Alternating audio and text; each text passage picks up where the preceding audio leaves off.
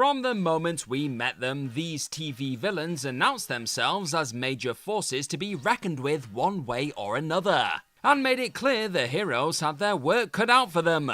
So I am Gareth here from WhatCulture.com, and here are the greatest villain introductions in TV history. Tywin Lannister, Game of Thrones. Unlike many of the villains on this list, Game of Thrones' Tywin Lannister wasn't introduced by brutally murdering someone or doing some mustache-twirling evil monologuing, but rather having a conversation with his son Jaime. Oh, how sweet. As Jaime disparages Ned Stark, Tywin calmly but firmly informs him that attacking Ned was stupid and unbecoming of the Lannister name, all while he guts and field dresses a stag no less. Tywin continues to challenge Jaime, memorably telling him a lion doesn't concern himself with the opinions of a sheep, before agreeing to give him half his forces to attack Riverrun.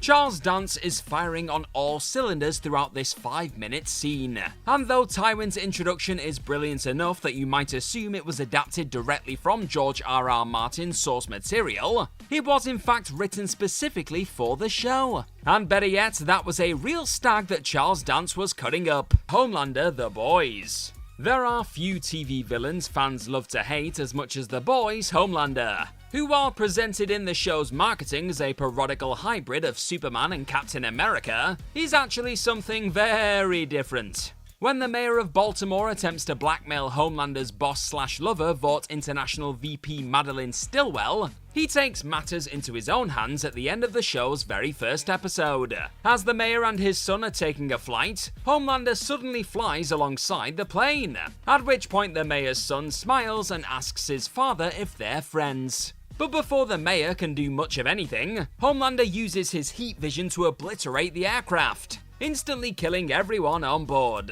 The episode then ends with Homelander watching the carnage as a terrifying smile appears to grow across his face. It was one hell of a way to end the show's first episode, and confirm beyond any doubt that no, this ain't your regular superhero series. Arthur Mitchell, Dexter. At the very beginning of Dexter Season 4's first episode, we see Arthur Mitchell, aka the Trinity Killer, running a bath, which seems harmless enough, until a woman enters the bathroom and a nude Arthur attacks her, revealing that he's in fact broken into her house. Arthur then chokes the woman unconscious in the bathtub, slices her femoral artery with a knife, and grabs a mirror to watch her facial expressions as she quickly bleeds out. Yep, everything about this is absolutely chilling. From the calm manner in which Arthur whispers to her it's already over, to the quiet thrill Arthur clearly gets out of watching the woman struggle in her final moments. Though John Lithgow has certainly played his fair share of villains over the years, for younger viewers who best knew him for his role in sitcom Third Rock from the Sun, it was completely shocking to see him playing a villain this depraved. Bob, Twin Peaks. David Lynch got Twin Peaks' single most terrifying moment out of the way early, when the show's pilot episode briefly introduced a vision of its overarching antagonist, the interdimensional entity known as Bob. Following Laura Palmer's murder, her mother, Sarah, is understandably traumatized, and while she's still processing the news, Laura's best friend Donna pays a visit. In her grief, Sarah mistakes Donna for her daughter, and as she gives her a firm embrace, has a brief but bone-chilling vision of a grey-haired man, Bob, hiding out in Laura's bedroom, as sends her into uncontrollable hysteria. We only see Bob's face for about 2 seconds, but it's so unexpected and he cuts such a piercing gaze directly through the viewer, combined with Sarah's blood-curdling scream, that it taps into something deeply primal. Negan, The Walking Dead. Negan is The Walking Dead's fan-favourite villain, and it's not even close, is it? And he certainly got one hell of a coming out party when he finally showed up in the final episode of Season 6, Last Day on Earth. At the end of the episode, the heroes are captured by the Saviors, at which point Negan exits his trailer to introduce himself with the immortal one-liner, "Pissing your pants yet?" Negan struts around with his barbed-wired wrapped baseball bat, Lucille, and delivers a delicious monologue where he informs Rick that he doesn't much appreciate him killing some of his men, and that he's imminently going to regret his actions. Negan goes on to claim that he now owns half of Rick's group's supplies, and announces that one of his group must die as punishment for their previous transgressions. And so, Negan plays Eeny Meeny Miny Mo to decide the victim. after which we see Negan beat this person to death with Lucille from the victim's own perspective, leaving their identity on a cliffhanger until next season, when it was finally revealed to be Abraham. From the palpable fear felt by Rick and co. to Jeffrey Dean Morgan's sickeningly suave performance, this was an all-timer villain introduction. The Borg, Star Trek The Next Generation. There is no Star Trek villain more iconic than the Borg, who were formally introduced in The Next Generation Season 2 episode Q Who. The episode sees Q send the Enterprise thousands of light years across the galaxy, where they discover a planet that's been stripped of all mechanical elements. Soon enough, they're probed by a ship on course to intercept, and when Picard orders it to be shown on screen, we see the Borg cube for the very first time. As Data reveals the vessel has no conventional ship layout nor any signs of life, Picard attempts to hail it to no avail, before Guinan reveals that her people encountered the Borg a century prior, and it almost rendered them extinct. At that moment, one of the Borg then transports onto the engineering bay in front of Geordi, confirming the Borg to be by far Star Trek's most insidious and intimidating villains. Hannibal Lecter, Hannibal.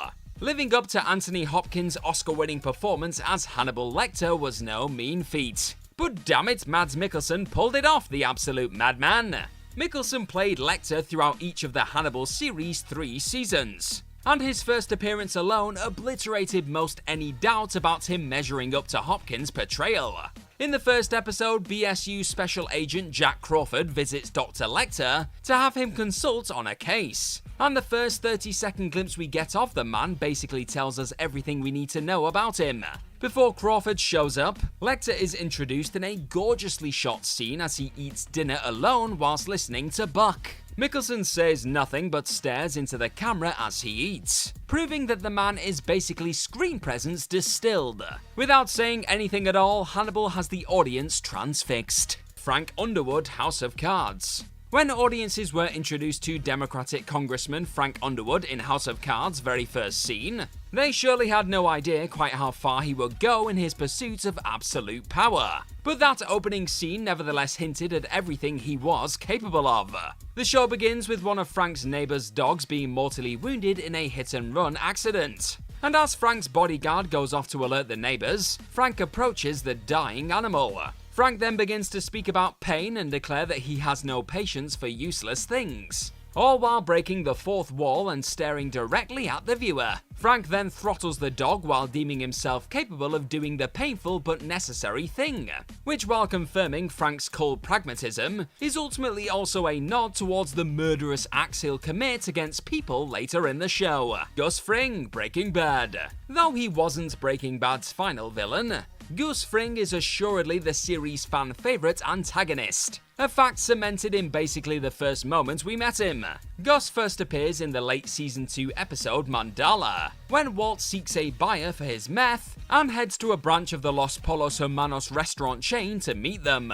As the restaurant approaches closing time, he realises the manager Gus is the man he wants to speak to, and asks him to sit with him for 5 minutes. Walt asks Gus why he didn't meet him the day prior as planned, but Gus has a perfect poker face, playing dumb and claiming he has no idea what Walt is talking about. Walt continues to try and convince Gus that he's worth getting into business with, at which point Gus's friendly demeanor suddenly drops, and he reveals his true self, criticizing Walt for being in business with Jesse, and then ending the conversation without confirming a deal. There's no big villain moment here or any over-the-top acting, just a man briefly peeling back his meticulously constructed facade to show a sliver of who he really is underneath. Superbly portrayed by Giancarlo Esposito. Big Mackey, The Shield.